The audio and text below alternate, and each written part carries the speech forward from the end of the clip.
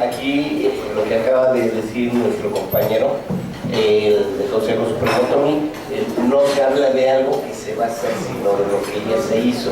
Es el informe de las actividades desde la creación del Consejo Supremo Otomí en 1977. Como se pudo apreciar, uno de los primeros logros fue la construcción del Centro Ceremonial Otomí, precisamente, y que fue entregado al pueblo otomí, representado por el Consejo Supremo, por esta institución. No es una institución reciente, tiene 40 y tantos años de vida y 40 y tantos años de lucha, defendiendo precisamente los intereses de los otomíes. A estas alturas, no solo estamos enarbolando intereses otomíes, los pueblos originarios tenemos intereses en común y por tanto lo que haga cualquiera de las naciones originarias en defensa de sus derechos, lo está haciendo también en defensa de los derechos de las demás naciones. Por ello es que hemos llegado a celebrar, como en las últimas fechas, tratados con la nación náhuatl, ¿sí?, que también es un pueblo originario, ellos en el Valle de México, nosotros en el Valle de Toluca. Hemos estrechado esa relación para mantener una lucha conjunta, con las mismas banderas y con las mismas estrategias, de manera que nos podemos fortalecer. Sin embargo, ¿tiene alguna pregunta en particular? ¿Cuándo va a ser el Congreso? ¿Dónde va a ser el Congreso? ¿Cuáles son los objetivos del Congreso? ¿Qué temas van a tratar? Perdón, ¿me puede volver a repetir la pregunta? No, los detalles del Congreso básicamente. ¿Dónde va a ser? ¿Cuándo va a ser? Ya se hizo el Congreso. Ah, ya se hizo el Congreso. Sí, el Congreso se celebró del 13 al 15 de noviembre del 2016. Y de ahí se desprendieron pues muchas conclusiones. Fue un congreso en donde participaron 298 personas según nuestro registro de asistencia. Sin embargo, hay mucha gente que asiste y no se registra. Eso nos habla de que el volumen fue mayor. Y adicional a esto, una idea de lo que fue el congreso nos lo pueden indicar 40 ponencias que hubo. ¿Cuáles fueron las conclusiones del Congreso? Una de esas conclusiones, nada más para que se den una idea, una de esas conclusiones es todas las políticas públicas elaboradas para atender las necesidades de los pueblos originarios están mal hechas. ¿Por qué? Y bueno, en esta parte me voy a adelantar un poquito al tema que yo iba a desarrollar. Yo soy el secretario técnico de la comisión permanente de ese congreso.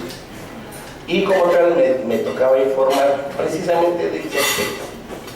Esa conclusión a la que llegamos de que están mal hechas las políticas públicas en materia indígena está sustentada en un solo punto. Cuando hacemos una política pública, debemos de tener claramente definida la población objetivo a la que vamos a tratar. No es lo mismo que hagamos una política pública para 15 personas a que la hagamos para 300. Nada que ver. ¿Sí?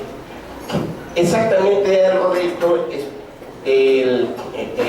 está sucediendo con las políticas públicas en materia indígena. Nada más para que tengan una idea, el CEDIPIEM, que es la instancia estatal que atiende los problemas de nosotros aquí en el Estado, considera que en el Estado de México hay una población de 379,075 indígenas en el Estado. Esa es su población objetiva. Sin embargo, la CDI, que es la instancia que se encarga de lo mismo, pero a nivel federal, para ellos hay 985,690 indígenas. ¿Hay diferencia o no hay diferencia? De los 379,000 a los 985. Y ambos son datos, son datos sacados del censo de 2010. con los que venían trabajando ambas dependencias. Sucede que en el 2015 se hace la encuesta intercensal, en donde se mete un reactivo adicional a la encuesta, en donde se pregunta al ciudadano: ¿te consideras indígena? A eso le llamamos autoadscripción.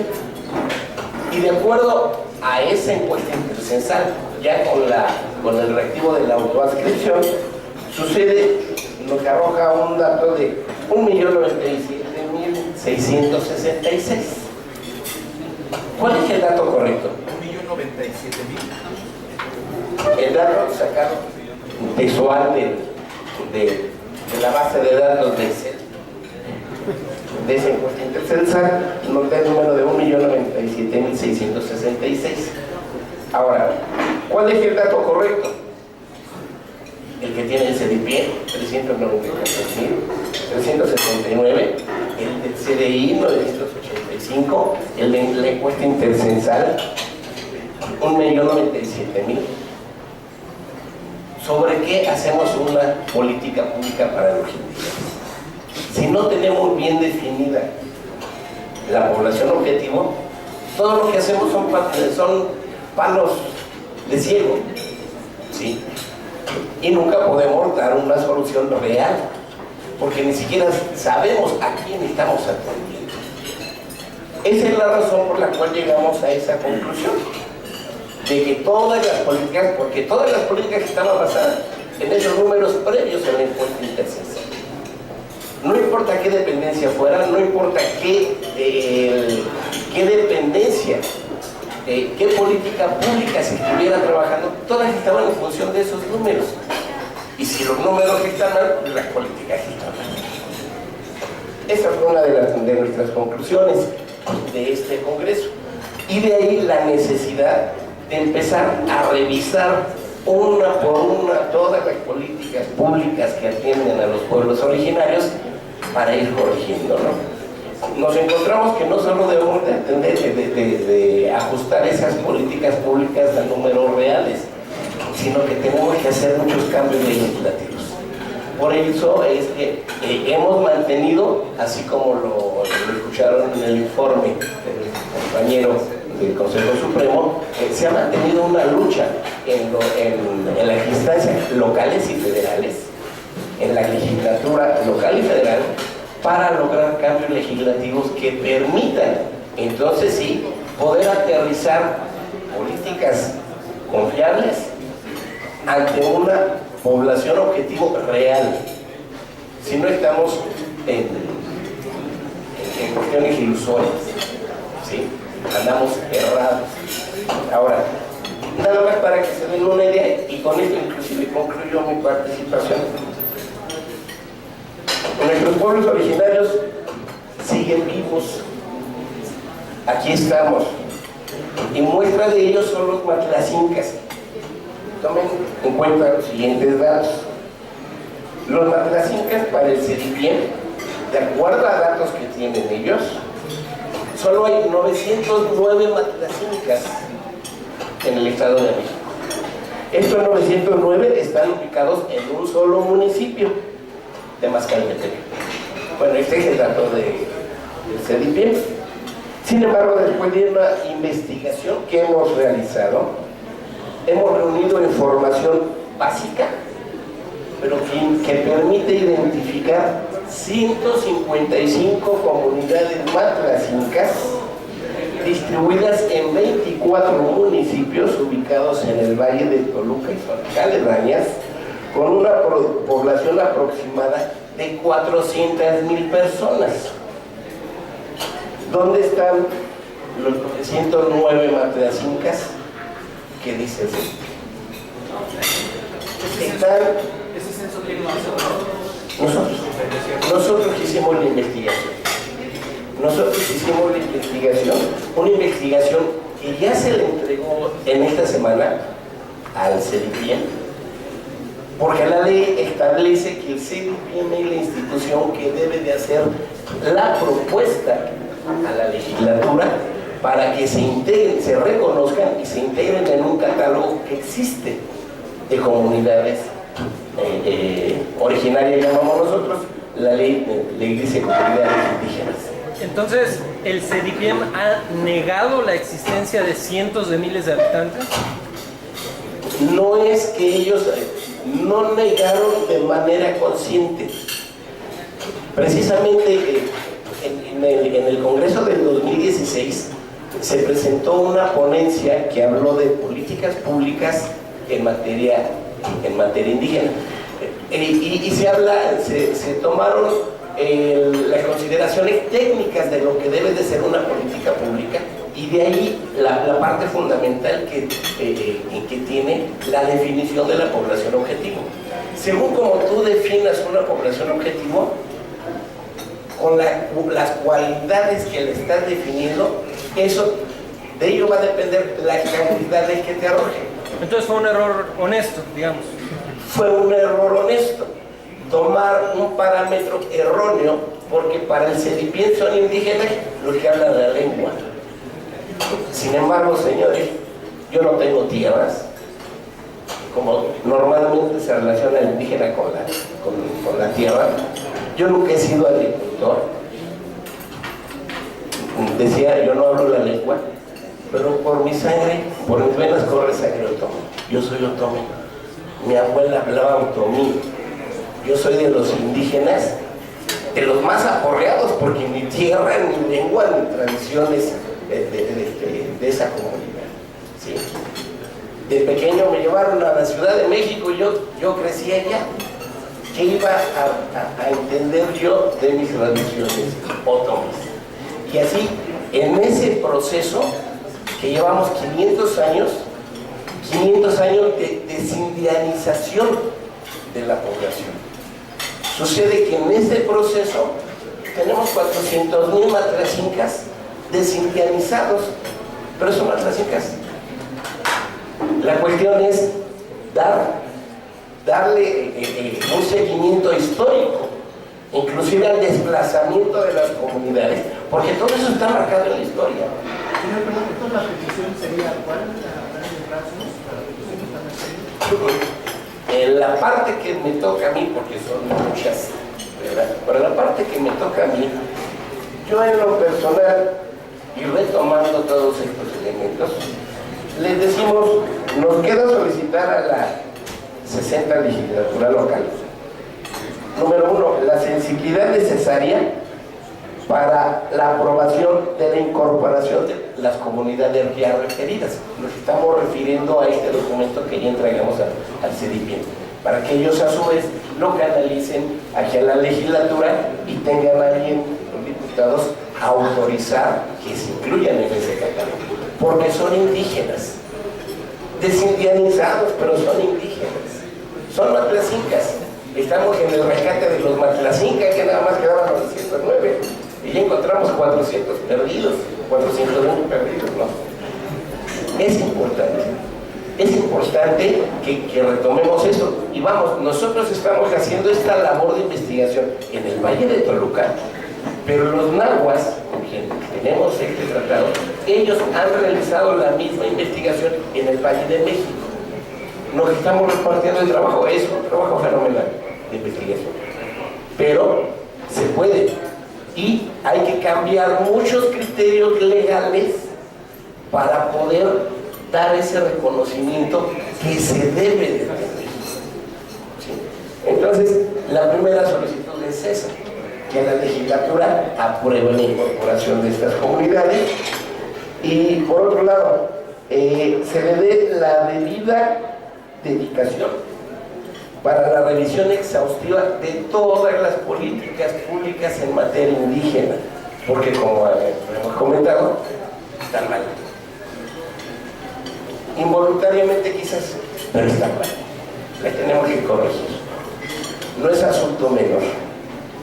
Y por otro lado, de manera muy encarecida, le pedimos a esta legislatura que la designación de la presidencia de asuntos indígenas nos hagan el favor de ver el perfil de la diputada o el diputado que vaya a estar ahí, y que sea designado un diputado con perfil indígena. Es para entender una problemática, basta la razón. Analizamos y entendemos, pero para comprender, que no es lo mismo, para comprender se necesita la vivencia. Solo un indígena va a comprender a otro indígena. Lo podrán entender todos, pero no todos lo van a comprender. A ver, sería entonces designar un diputado por lo menos, es lo que ustedes están pidiendo, designación, porque ahorita lo que se hace es elegir. De acuerdo. No. La legislatura tiene que hacer la distribución de las comisiones internas de la legislatura. Lo que les estamos pidiendo a los legisladores es que en el caso de la Comisión de Asuntos Indígenas de aquí de la legislatura tengan a bien pues, colocar a alguien que tenga el perfil indígena, para que entonces sí podamos nosotros los indígenas acercarnos a un indígena y recibir la atención no con razonamiento, sino con comprensión total de nosotros. Eso es lo que pedimos, que se tenga esa sensibilidad. ¿Ya tienen ubicado algún diputado que cumpla estas características ustedes? Nosotros no podemos tomar una posición de ese tipo. Eso es una facultad de la legislatura en conjunto, serán ellos los que tomen. Solo les pedimos que tenga esa característica. Por eso, ¿Hay alguno? Pero hay. Si el diputado nos pudiera compartir cómo van a tratar de integrar todas estas propuestas a la agenda legislativa de Morena. Bueno, primero que nada, pues agradecer la presencia de los medios de comunicación y de sobremanera la presencia de nuestras hermanas y hermanos de los pueblos originarios del Estado de México aquí presentes. Bienvenidos, esta es su casa, hermanos. Y efectivamente, bueno, la legislatura tendrá que organizar próximamente sus comisiones y se tendrá que atender, como aquí lo sugieren nuestros hermanos, que se analice el perfil de quien habrá de presidir la comisión que atiende el tema de nuestros pueblos originarios del Estado de México, para que sea la persona más idónea, diputada o diputado, ¿verdad?, que pueda comprender, entender y comprometerse con esta agenda que el día de hoy nos entrega. En segundo lugar, decirles que en representación del grupo parlamentario de Morena, su servidor, diputado Max Correa, y también dirigente de la Central Campesina Cardenista, asumo el compromiso de recibir y canalizar los planteamientos, el informe que ya nos dieron cuenta, un informe extenso, también las sugerencias de revisar las políticas públicas, pero de manera fundamental de reconocer en la legislación del Estado de México plenamente los derechos de los pueblos originarios del Estado de México. Eso es fundamental. Y está visto a partir de que hay un vacío legal, en cierto modo, sobre la representación de los pueblos originarios en los cabildos, en los municipios del Estado. Pues es claro que tenemos que asumir un compromiso de legislar para reconocer plenamente con voz y voto, pero también para reconocer con condiciones, ¿verdad?, para desempeñar su encargo, la representación de los pueblos originarios en los municipios del Estado de México. No digo solamente en los municipios con población eminentemente indígena o de pueblos originarios. Yo valoro que se tiene que analizar que en todos los 125 municipios del Estado de México se pueda tener una representación de pueblos originarios con voz y voto, con facultades y derechos plenos, para que ahí esté representada esa presencia originaria de nuestra esencia como mexicanos y como mexiquenses. El presidente electo Andrés Manuel López Obrador tiene ese compromiso y a nivel nacional ya determinó la conformación con un hermano indígena, Adelfo Regino, para encabezar una institución, una nueva institución que tendrá que diseñar las políticas públicas a nivel federal para, como aquí se sugiere, de manera adecuada, atender las necesidades y los derechos fundamentalmente de nuestros pueblos. Yo nada más termino diciendo, no solamente es la representación ante los cabildos, también es el derecho de nuestros pueblos originarios a una consulta previa, libre e informada para llevar a cabo cualquier megaproyecto de cualquier naturaleza, sea de comunicaciones como un aeropuerto o un tren o un circuito exterior, ¿verdad? O un proyecto hidroeléctrico o un proyecto hidráulico, cualquier proyecto sobre territorios de pueblos originarios mexiquenses, necesitamos legislar para que haya una ley de consulta previa, libre e informada a nuestros pueblos, y que si estos deciden no a ese proyecto, el no se respete, sea legal, sea vinculante, y que si dicen sí, que exista una figura y una modalidad de lo que nosotros llamamos expropiación sustentable, que desde nuestro punto de vista tendría que ver con la necesidad de que el pueblo originario sea parte, ¿verdad?, del proyecto en sus beneficios, porque ya nos cansamos de que haya extracción de nuestras aguas, de nuestros bosques, ¿verdad?, y que solamente veamos pasar los beneficios para empresas que inclusive pues esos recursos a veces se van al extranjero, como España. Muchos de los ejidos afectados y comunidades por el tren, por los aeropuertos, nada menos el aeropuerto de Toluca, por los crecimientos urbanos, etcétera, pues ni siquiera están plenamente expropiados esas comunidades, pero los concesionarios ya están cobrando.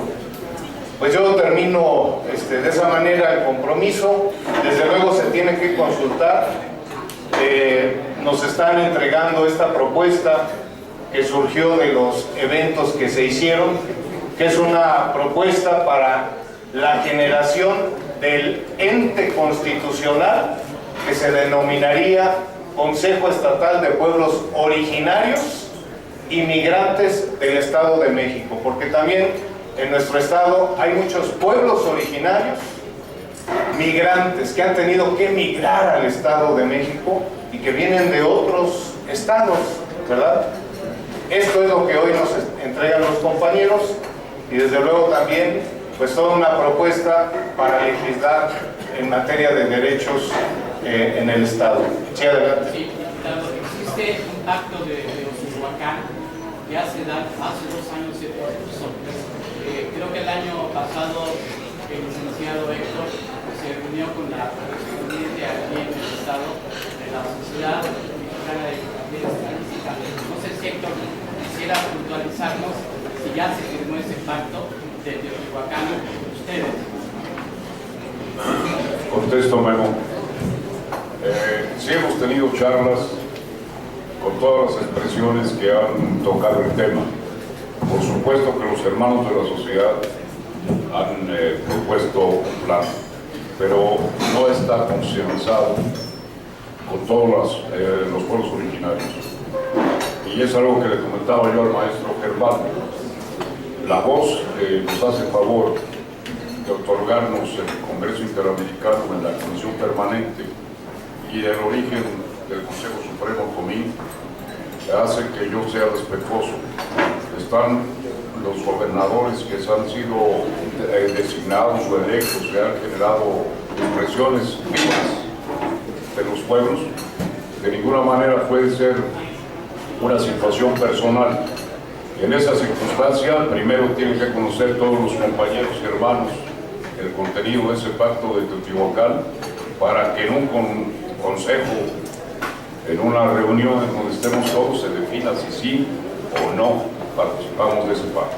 Gracias. ¿Tiene otra pregunta?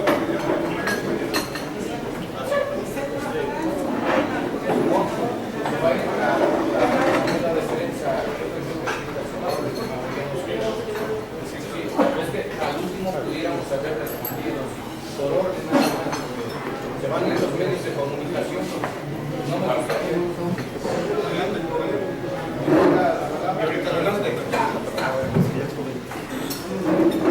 Era mejor que pasara por eso porque esa no estamos.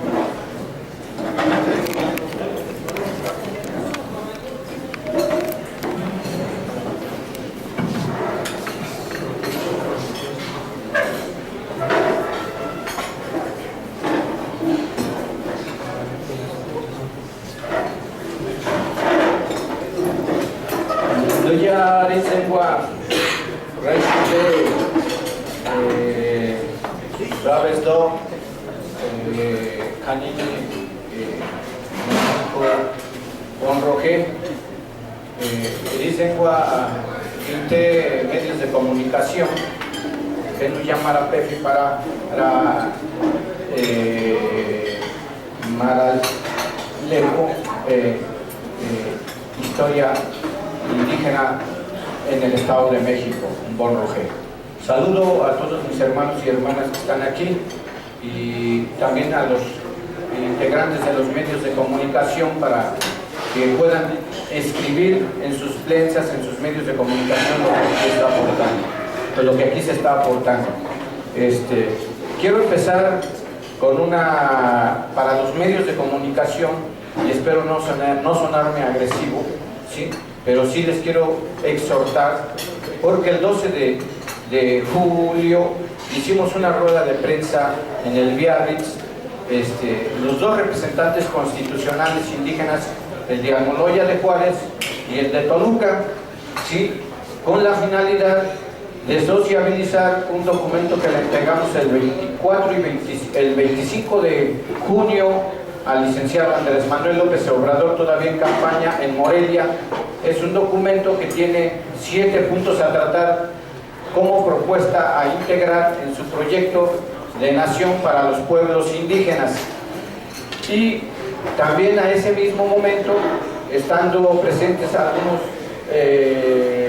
hermanos como el diputado Max Correa, a Antonio Guadarrama, que ahora ya son diputados en ejercicio, le entregamos una propuesta de 5 puntos o 6 puntos a que tomaran a legislar, y abonando un poco lo que están diciendo quien tenía la palabra, Enrique Soteno, que también entrega un manual de propuestas de acciones y de actividades. Entonces, pues no escribieron nada en ningún medio estatal. No sé cuál fue la razón, no sé si no les interesó el tema, pero así nosotros tratamos de visibilizar que instruimos 2 ejercicios constitucionales como un primer ejercicio de empezar a explorar el artículo 2 constitucional en su fracción 7ª, apartado A. Hoy pues acudo aquí a esta rueda de prensa con la finalidad, no sé cuántos diputados estén aquí ahora, y es usted nada más. Efectivamente en diciembre del 2015 entregamos estos documentos para que se dieran a la tarea de analizarlos y sustentar lo que aquí ya estamos planteando, ¿no?